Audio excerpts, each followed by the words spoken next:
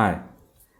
So today we will see how to write unit test cases in Node.js for child processes like fork. So in our earlier tutorial we have checked how to create child process, how to debug child process, and what are the main differences between execute file, then spawn and fork. So let's check how to do the code coverages also in unit testing for those listeners like process.on message, like then child process.on exit. We will have some listeners, so we need to cover those in test cases and have our code coverage like 100% or near to 100%, so we can achieve 100% also. So here I have the project structure. We had src, inside src I had app and child. App is the main class and child is the child process, and then we had test. So in test we have app.js and child.js, and the main thing is we need to install or we need to add those dependencies. So either you can add it in dev dependency, since this will be used only for testing purpose and not in the real production deployment. Production deployment goes in normal dependency. Other than that, everything goes in dev dependency. So in dev dependency we had chai, Mocha, NYC is Istanbul for code coverage, and then we had Rewire. So what Rewire does is like it will take the whole code or the JS file and you can manipulate the internal methods or internal variables also which are not exported. And then we had Sinan for stubbing. And here we will have the scripts like test, and inside test we will give Mocha, and then timeout like 2000 or 20,000 or like 10,000 also. So it depends on how many test cases you have, and if you are taking too much time then you need to increase it accordingly.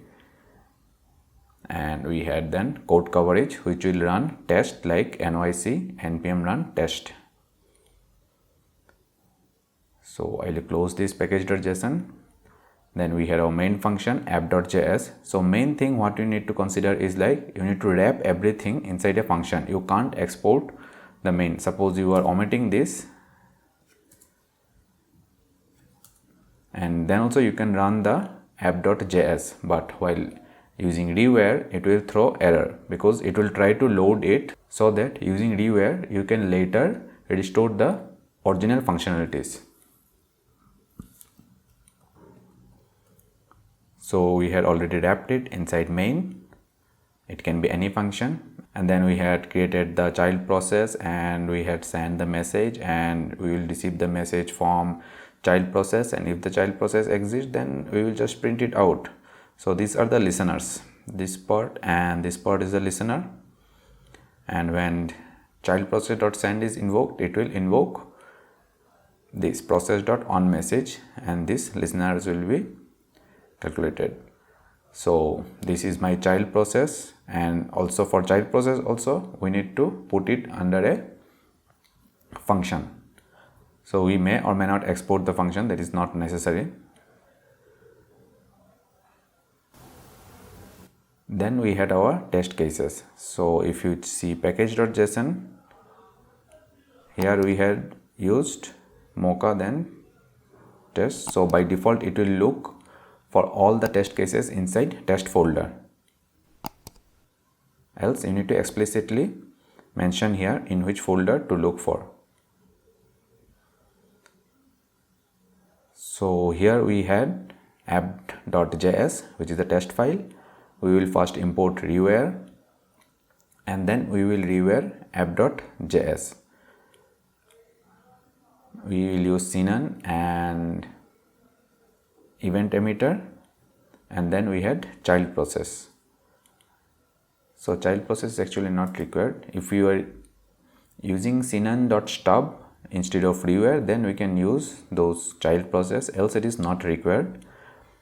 So I have created an event emitter, my emitter, and .send I am stubbing it, and .pid, which is here I am printing it, my child.pid.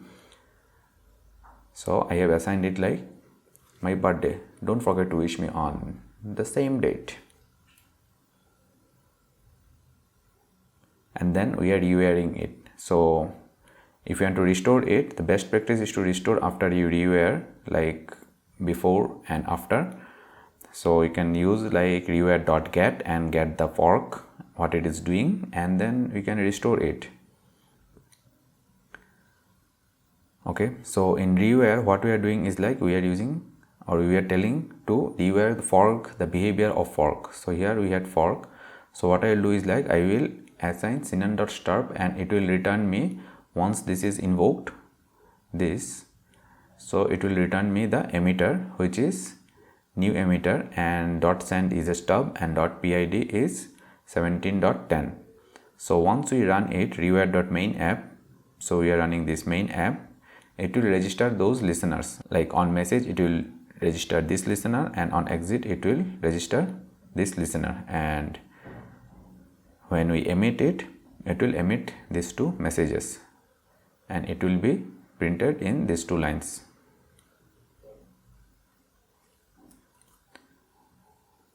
Similarly, I have, okay, let me first run app.js. So what I will do is like npm run coverage,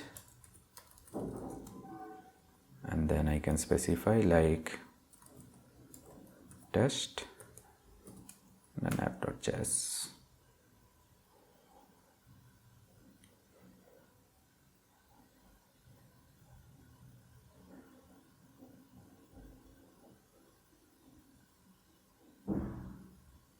So you can see that one test case is passing and we had 100% code coverage. So suppose I am not emitting this one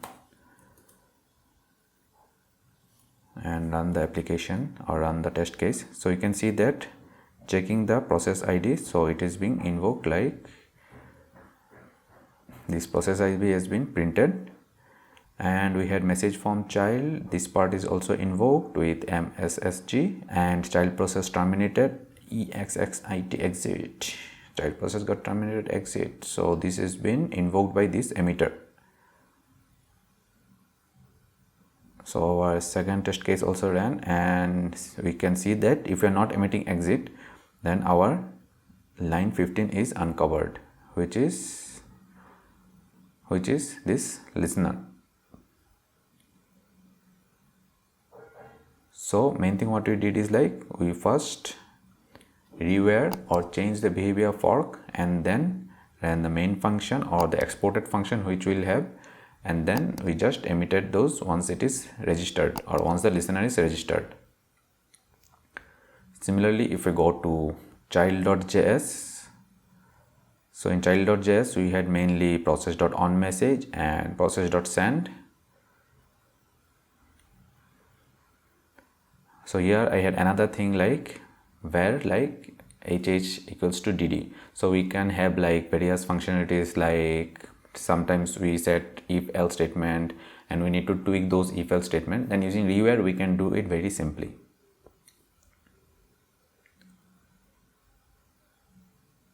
So what I did is like in before h I have set the rewire, and in hh I have set it to pip. So instead of dd it will be converted to pip. And then I have used process.send and I have just stopped it. Next, since it is not exporting anything, so what I did is like I tried to get it using rewire.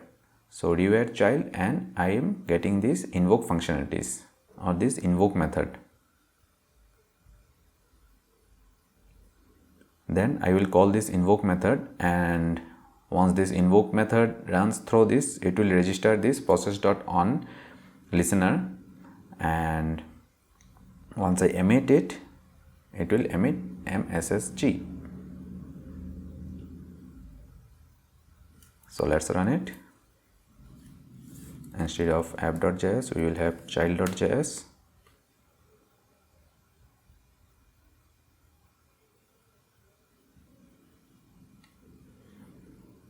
If we go to child.js, we are printing console log false. We are printing the value of hh. So hh value has been changed to pip, and the message from parent which is being invoked by the emitter is mssg.